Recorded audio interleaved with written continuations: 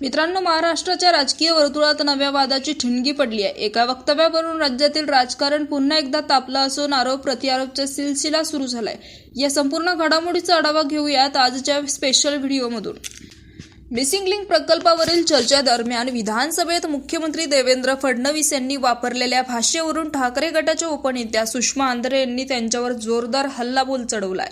खुले पत्र लिहत आंधरे यांनी सभागृहात विरोधकांना आणि प्रश्न विचारणाऱ्या जनतेला कुत्ते आणि भाडेके टट्टू म्हणत आपण महाराष्ट्राचा अपमान केला असा गंभीर आरोप केलाय। सुषमा आंधरे यांनी मुख्यमंत्र्यांना पत्र लिहत उपरोधक सल्ला दिलाय। राज्यातील कायदा सुव्यवस्था, पेपरफुटी, महिला सुरक्षा, भर पावसात आंदोलन करणारे विद्यार्थी आणि कर्मचारी अशा ज्वलंत प्रश्नावर मुख्यमंत्र्यांनी भाष्य करतील अशी अपेक्षा होती। मात्र त्यांनी संपूर्ण भाषण मिसिंग लिंक प्रकल्पावर केंद्रित ठेवलं।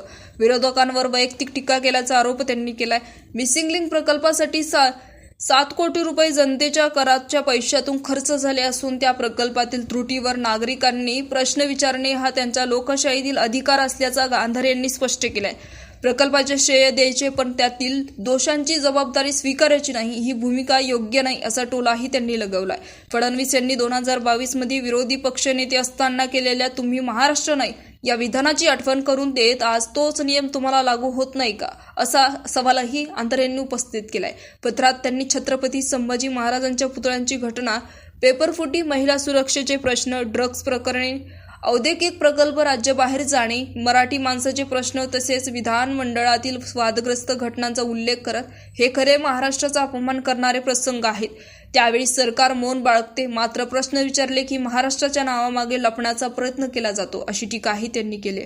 आंधरे यांनी मुख्यमंत्री फडणवीस यांच्यावर टीका सहन न होण्याचा आरोपही केलाय। सभागृहात विरोधी पक्ष विरोधी मत आणि टीका नको अशी मानसिकता लोकांसाठी धोकादायक आहे असंही त्यांनी म्हटलंय। शेवटी त्यांनी आज सभागृहात आपण महाराष्ट्राचा अपमान केलाय हे ऐकताच आरशासमोर उभे राहिल्यावर तुमचे अंतःमनही मौन करेल अशा शब्दात मुख्यमंत्र्यांवर निशाणा साधलाय।